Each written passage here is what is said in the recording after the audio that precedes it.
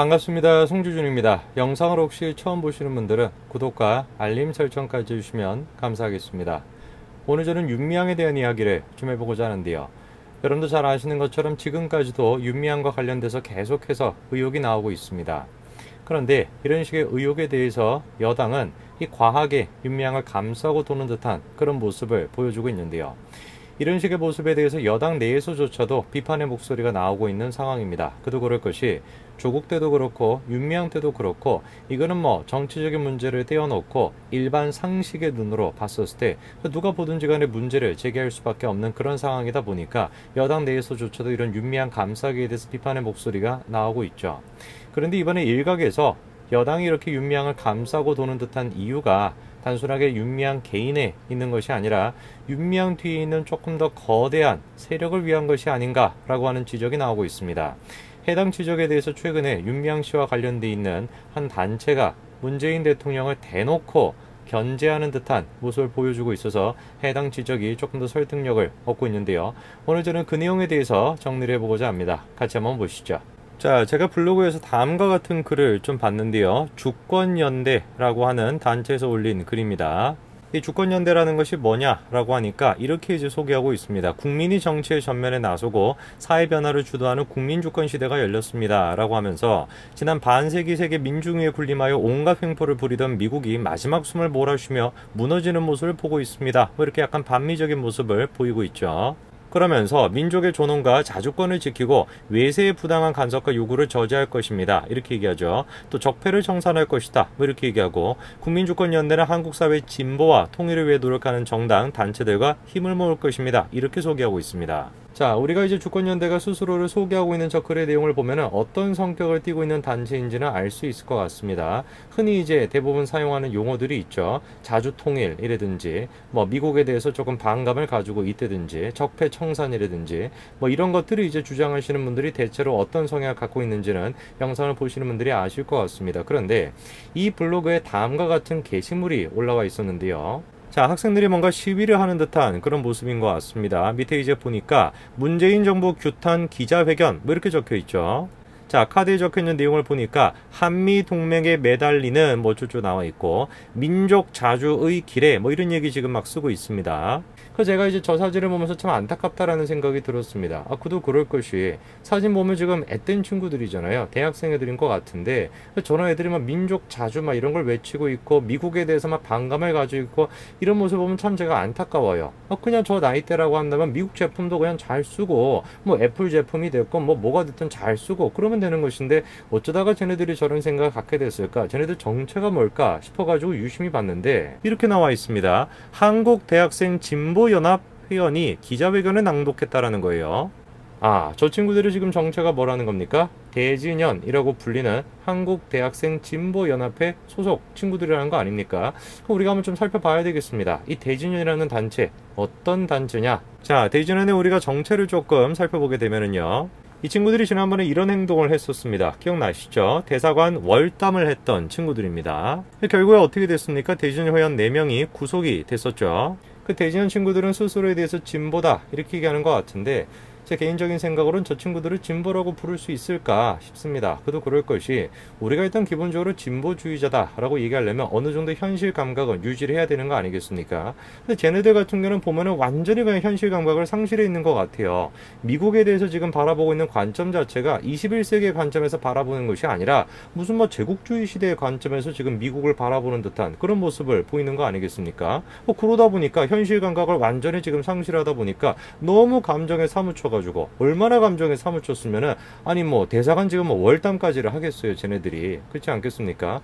저런 식의 현실 감각을 상실한 친구들을 과연 우리가 진보라고 부를 수 있을까? 그리고 뿐만 아니라 이 진보라고 할지라도 민주주의의 가치에 대해서 누구보다도 더 소중하게 여겨야 되는 친구들인데 이게 어떻게 된 것인지 이 친구들은 민주주의의 가치도 그렇게 소중히 여기는 것 같지가 않아요. 그도 그럴 것이 기억나시죠? 그렇죠? 오세훈 이제 후보가 선거 활동을 했었을 때 저렇게 방해를 또 하기도 하지 않았습니까?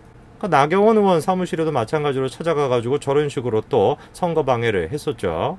결국에 어떻게 됐습니까? 오세훈 선거 유세 방해한 대진여 회원 2명이 구속됐습니다. 해당 구속에 대해 가지고 구속 적부심을 청구하기도 했는데요. 구속 적부심이라는 게 뭐냐? 수사 단계에서 발부된 구속영장에 대해 피의자가 법원에 구속 자체가 적법한지 구속 여부를 다시 판단해달라면 신청하는 절차입니다.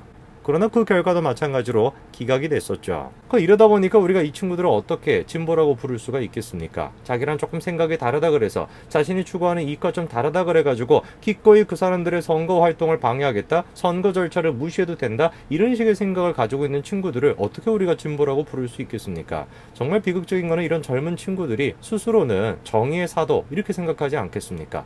대단한 자기가 정의의 사도라고 생각할 것이고 그 정의의 사도가 처단해야 되는 대상을 이 친구들의 눈에는 오세훈이나 나경원이 되지 않겠습니까? 왜? 그냥 적폐 이렇게만 생각하고 있으니까.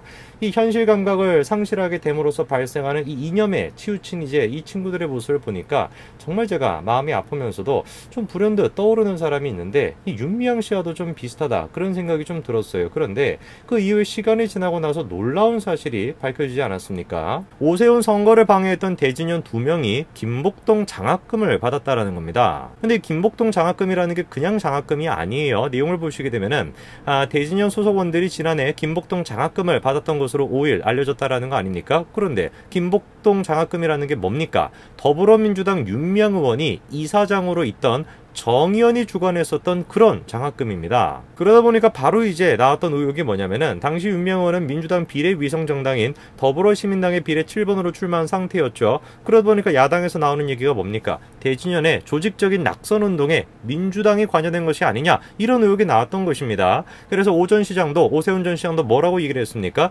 김복동 장학금 수혜자들이 민주당과 연대해서 통합당 후보들의 낙선운동을 나섰는지 철저한 검찰 수사가 필요하다라고 강조했던 것이죠. 자, 그러니까 우리가 내용을 좀 정리를 해보게 되면은 대진현과 정의연 사이에 연결고리가 있는 거 아니냐라고 충분히 생각해 볼 수가 있겠죠. 왜?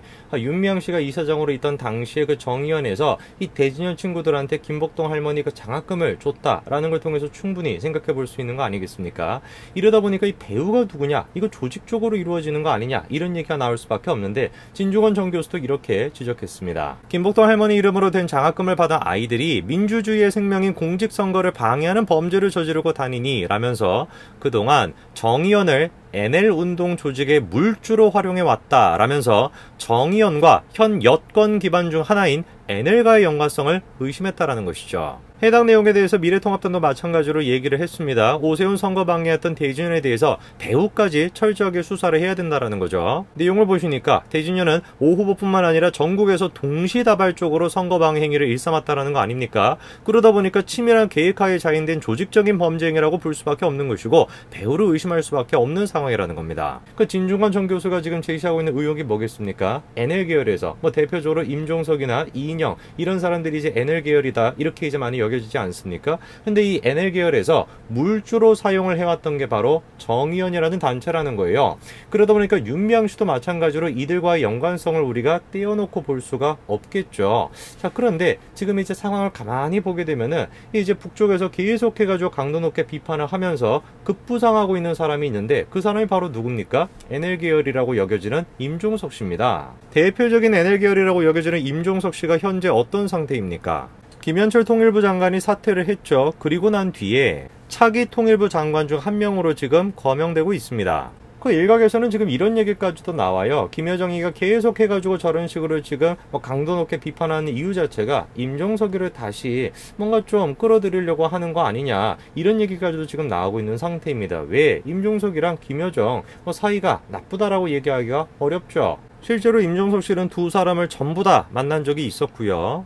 2018년 4월, 2018년 2월에 걸쳐가지고 이 김여정 같은 경우는 2번 가까이나 만나지 않았습니까? 자, NL 계열의 대표 주자라고 할 수 있는 임종석 씨의 존재감이 점점 부각됨에 따라서 일각에서는 지금 이런 해석까지도 나오고 있습니다. 앞서 제가 사진 보여드렸던 거 기억하시죠? 그 대진현 친구들이 막 규탄하는 듯한 기자회견을 열었던 거 기억하실 텐데요. 그 대상이 누구였습니까? 다른 사람도 아니고 문재인 대통령이에요. 이상하다 이거죠? 대진현이라고 하는 단체가 다른 사람도 아니고 문재인 대통령을 규탄하는 듯한 그런 기자회견을 연다? 어떻게 이것이 가능하냐? 이 대진현이라고 하는 단체 누구랑 떼낼 수가 없겠습니까? 정의연. 자, 그런데 이 정의연이라고 하는 단체 또 누구랑 떼낼 수 없겠습니까? 윤미향. 근데 이 윤미향과 이 정의연 이 단체 자체가 아까 전에 진정 교수가 뭐라고 지적을 했었습니까? 이 지금 NL 계열의 물주로 활용되어 왔다. 그런 얘기가 지금 있다라는 거예요. 이러다 보니까 지금 이 대진연이라고 하는 단체가 문재인 대통령을 겨냥을 해서 이런 규탄하는 기자회견을 연 목적 자체가 NL 계열이 이 문재인 대통령을 견제하기 위한 수단으로서 쓰는 것이 아니냐, 이런 지금 지적까지도 나오고 있습니다. 글쎄요, PD 계열과 NL 계열 둘 사이의 갈등 구조가 완전히 잠잠해졌다라고 얘기할 수가 없는 이 시점에서 이 대진연의 행보 자체가 굉장히 좀 눈에 띕니다. 오늘 여기까지 말씀드리겠습니다. 감사합니다.